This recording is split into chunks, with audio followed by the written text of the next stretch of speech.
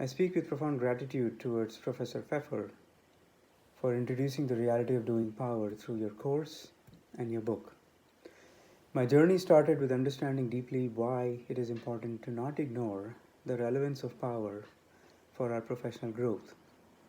Doing power for me started as a transformation journey over the last 8 weeks, where the foundation and the first steps were taken, with a lot more to cover in the coming months and years. Now, talking about the context of my project, my Doing Power project was firstly acknowledging the need for power to progress professionally and complement my inherent talent, which I used to assume is the only thing you need to succeed and rise in an organization. To complement that talent with increased ability to influence the power stakeholders in the organization, both inside and outside of my company, and achieve a strategic position within my current or a different organization, if it so happens.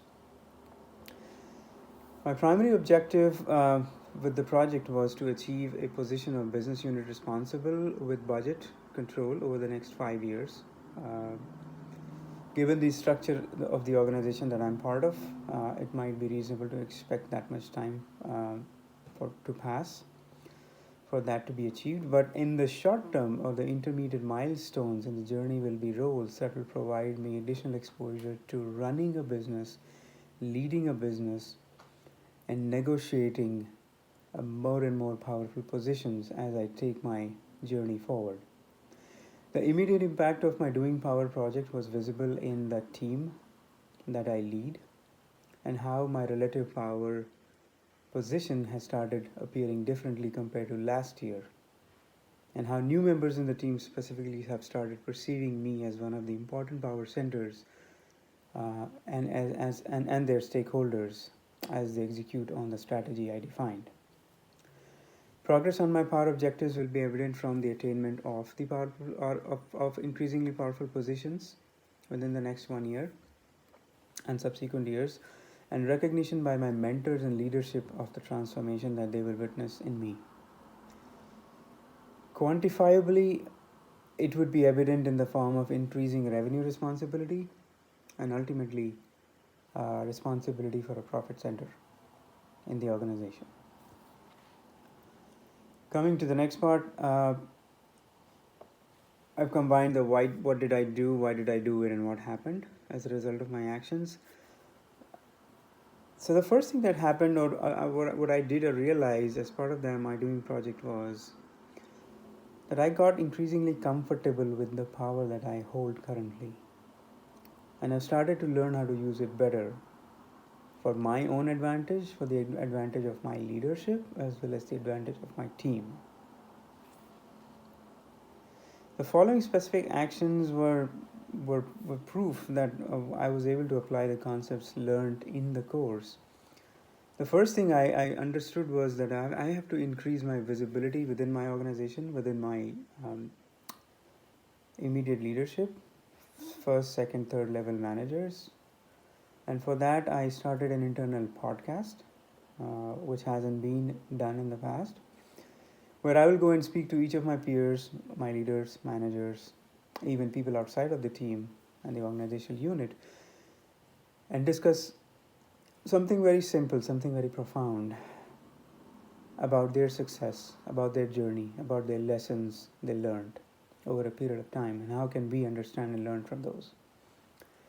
80% of the people invited to those podcast recordings have already agreed to help, which was surprisingly awesome. And I hope I can continue to enhance this experience for them as we begin the journey. Enhancement of my presence was the second explicit action that I took. The way I dressed up, I showed up, my posture, my voice, volume, and the way I communicated, the pace, email communication, everything was part of the holistic change in presence, which added to the confidence.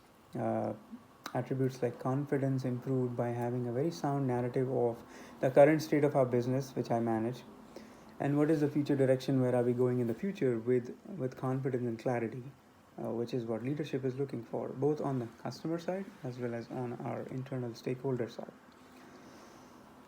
I started emphasizing physical interactions over digital presence more, and I can see the impact. It creates deeper, more profound relationships.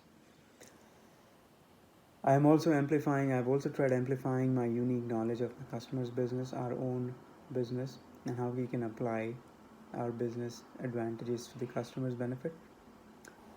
That provides me additional control to start with, and also continuing to be in control through the journey. Clarity and purpose were my most important assets when I started leading the team this year.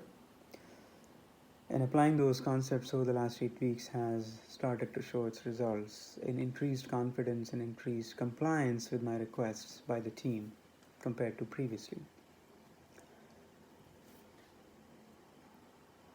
Meaningful networking was the third action I specifically took, taking lessons from Keith Ferrazzi's case study.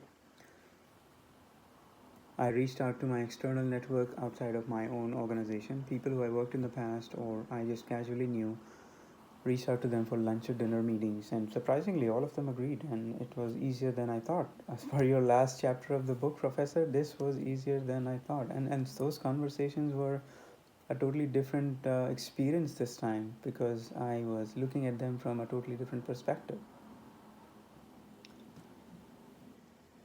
I've already completed 5 such dinners and lunches. Few more are lined up, and I continue to do that in the coming weeks. In fact, even reached out to Jennifer Hinkle over LinkedIn. She quickly accepted the invite. We had some short conversations through messaging, and she agreed to have a coffee at the Stanford campus in the coming weeks. So I hope to meet her and learn from her even more and understand her perspective on how she's applying the concepts she might have learned from you, Professor, and other courses she did in the past.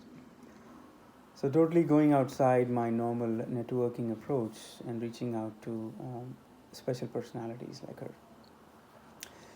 Associating with a premier institution also struck me as an important element from the case study that we had for Nuria Chinchilla.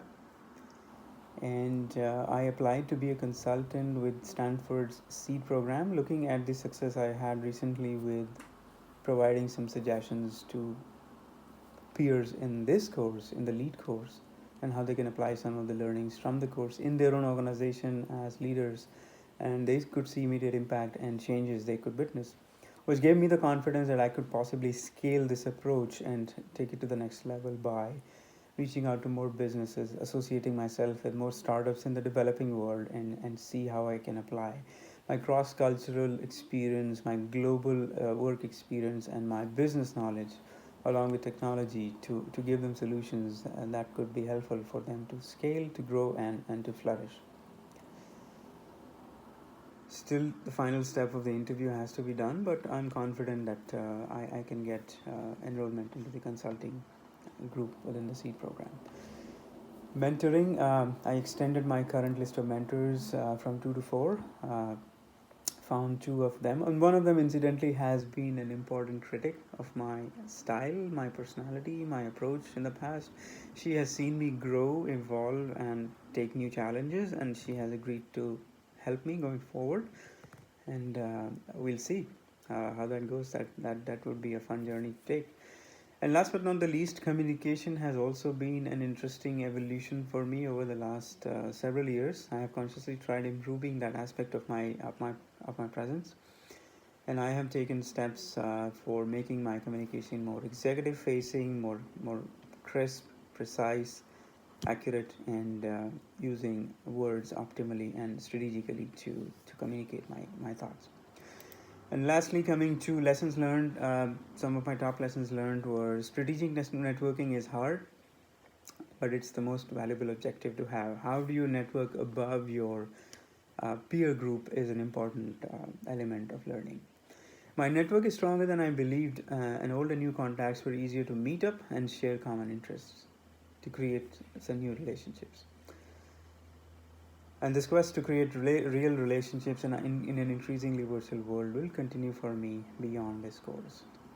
Opportunities to increase power present themselves every day. It's up to me to harness them and leverage them to apply the concepts learned in the course. I can only get what I put, into applying the learnings from this course. And it doesn't stop here, the journey continues. With practice, I can master the art of networking, skillful communication, and demonstrating power more often in my work and personal life. With this, I would again like to thank you, Professor, directly, as well as the team at Stanford Lead, for providing us this opportunity to be part of this course. It was an awesome experience, eye opening, transforming, and I hope to make you proud eventually. Thanks.